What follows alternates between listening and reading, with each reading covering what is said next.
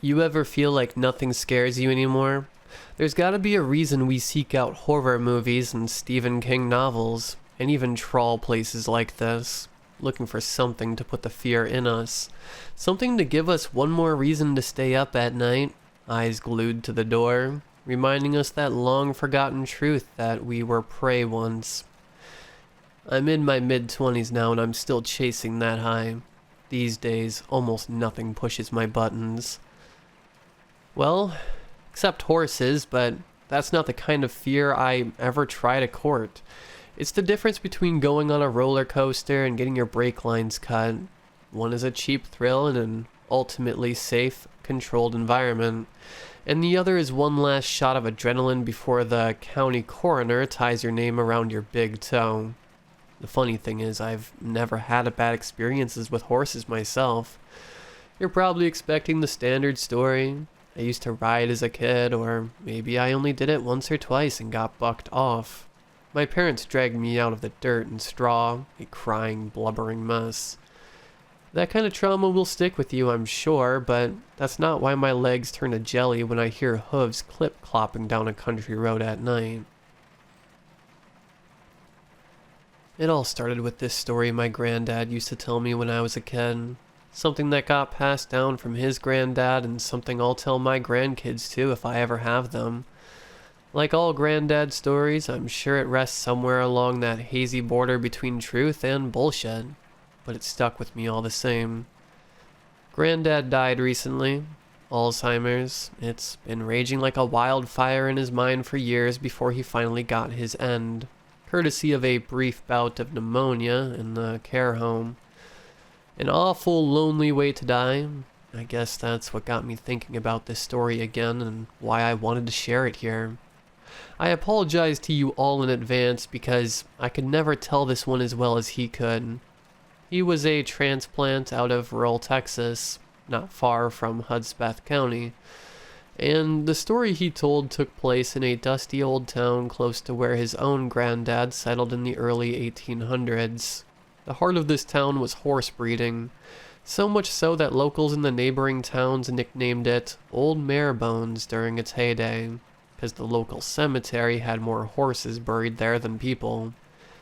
Let it be known, a Texas rancher who doesn't have his head up his ass can make a lot of money in the equestrian business these days, but back then, when horses were the backbone of all transports and logistics, the man with the thriving stable was king. The king in Old Mare Bones was a man they called Jim Calichet, because he was known to be as tough as the parched Texas ground.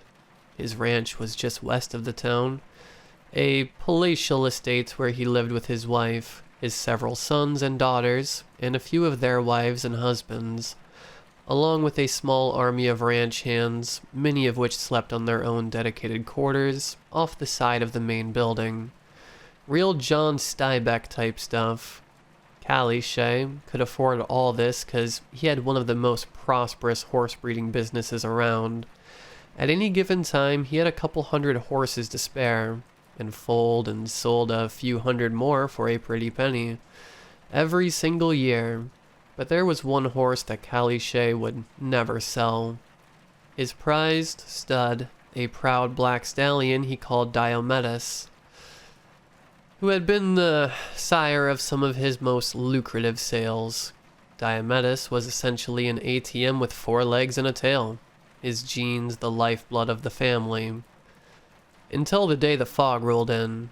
It was already strange in and of itself to wake up to a cold, misty morning in the middle of an otherwise punishing Texan August. Many would report suffering from night terrors in the days leading up to this, as though people could sense something awful trundling down the tracks. There was a pervasive sense of wrongness in the air, that much was certain. That morning, when Evangeline, one of Jim Calichet's oldest daughters, poured herself a glass of fresh milk to take with her breakfast, it had already curdled. People all over Old Mare Bones said they saw crows dropping out of the sky that day, and livestock were all spooked all over. But no animal in that town seemed to be as, well, let's say, affected as Diomedes. While Jim's horses were his business, they kept plenty of animals in the Calichet ranch.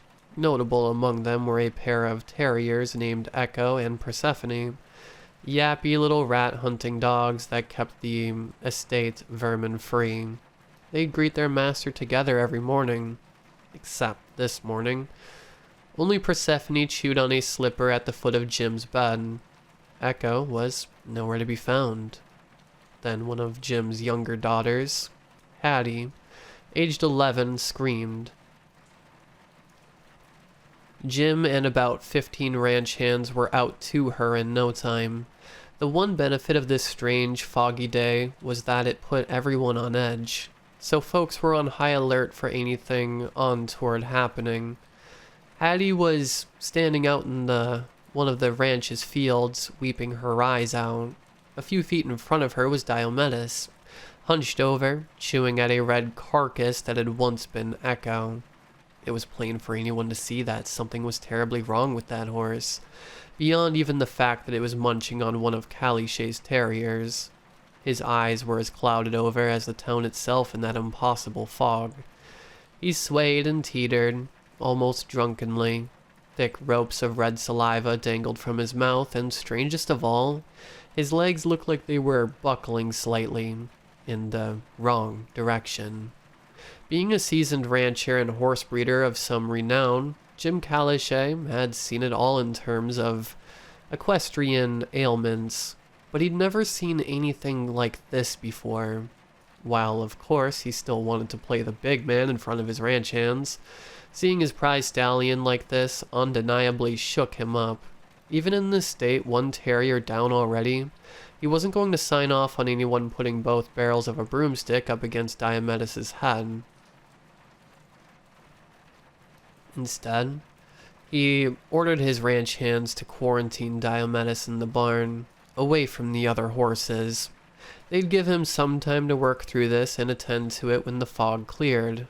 Even if they did end up putting him out to pasture, there'd be no prize for jumping the gun on that. But here's the thing. The fog didn't clear. Rather than slowly dissipating over the course of the day as the heat picked up and the sun shone in, it just seemed to get thicker and thicker. The ranch hands tried their best to just go about their work that day, but more strange incidents started piling up. All the other stallions and mares on the farm seemed to lay on the spectrum between skittish and outright aggressive. They had more bites in that one day on seasoned ranch hands than they'd had in the 3 years prior. And while Diomedes was kept separate from the rest of them, he was still kicking up a hell of a racket inside the barn, stomping, bucking, whinnying, and making low, guttural moans that a stallion had no earthly business making. The Calichet family buried what little was left of Echo. Diomedes had eaten most of him by the time Hattie screamed and the others intervened. There were only a few fragments of collar in amongst the mangled mess of meat, bone, and fur left to identify him by. Jim Calichet kept up his brave face for the rest of the family, but what he'd seen that morning wouldn't leave his mind. What the hell, other than one of his dogs, had gotten into Diomedes? Ranch hands started to notice similar symptoms in the other horses. Those glazed, milky eyes, the globules of red drool, that strange buckling in their legs. It wasn't like any kind of horse malady they'd ever seen before. Little did they know, as nightfall crept in an hour at a time, things were about to get so much worse for all of them. Soon enough, it was dark out and the thick fog still lingered everywhere. The Calichet family had holed up inside the ranch house, and the ranch hands, after completing their final duties for the night, were returning to their quarters for beer, card games, and supper. Diomedes had gone quiet in the barn, meaning he'd either calmed down or dropped dead, and either would mean they'd be having no further issues from him for now. The horses may have been sick or spooked or some other such thing, but they'd all been returned to their stables and locked away. Whatever problem they had, Calichet and his boys could address it in the morning, until the noises started again, closer this time. the same kind of low, guttural moaning that they'd heard coming out of the barn. Maybe it was just the darkness shaping their thoughts, but it sounded almost like growling. Of course, this woke up the Calishays and their many employees, who spilled out into the nighttime fog with lanterns to see what was going on.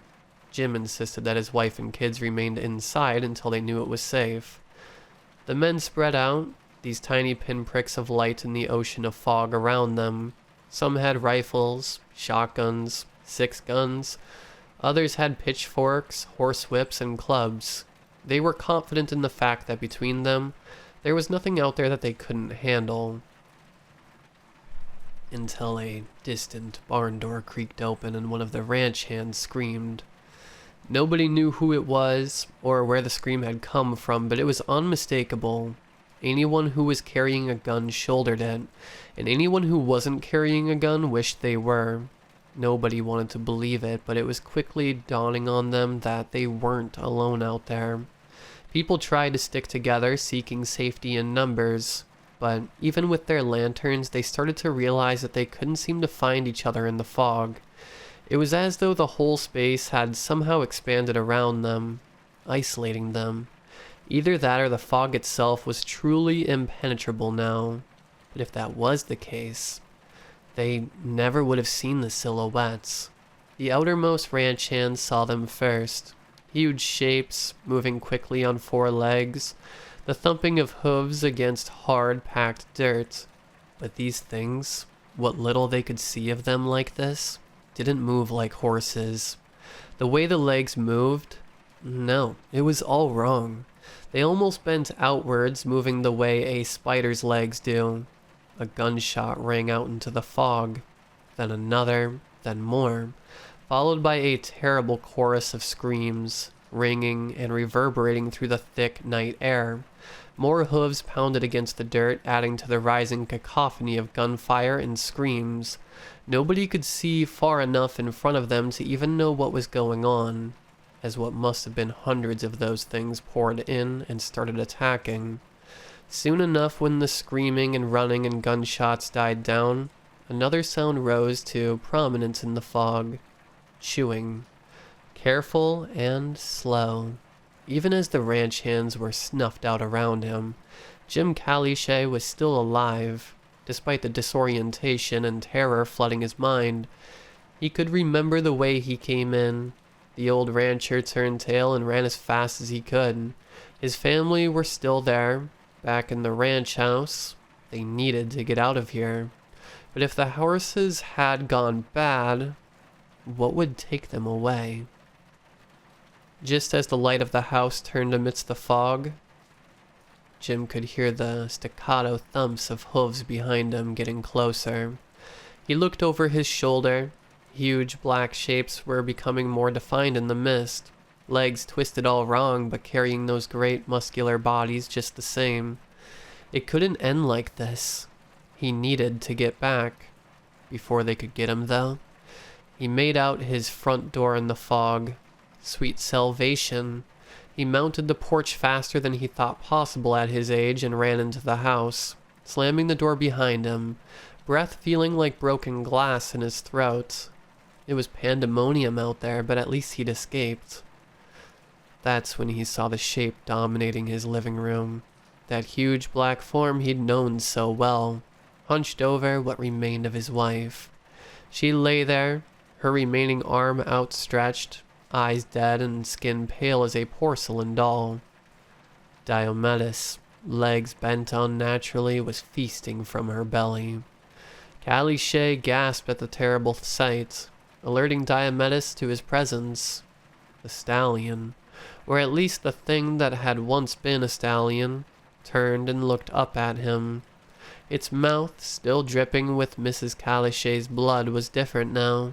It stretched all the way up the jawbone like a crocodile exposing rows of teeth, needle-like teeth and a wriggling black tongue.